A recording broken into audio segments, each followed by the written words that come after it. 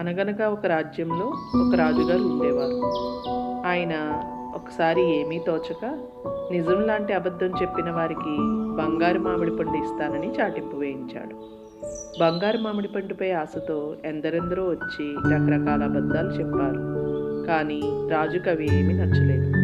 అందులో కొన్ని నిజం కూడా కావచ్చు, మిగిలినవి పచ్చి అబద్ధాలు.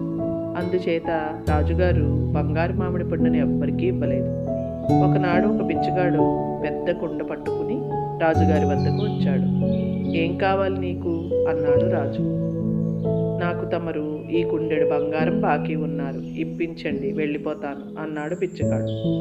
అబద్ధం, నేను నీకేమీ బాకీ లేను అన్నాడు రాజు కోపంగా. అబద్ధమా? అయితే ఆ బంగారు మామిడి పండు నాకు ఇప్పించండి, వెళ్ళిపోతాను అన్నాడు బిచ్చగాడు. రాజుగారు సంతోషించి నిజంలాంటి అబద్ధం చెప్పిన బిచ్చగాడికి బంగారు మామిడి పండు ఇచ్చి పంపించాడు.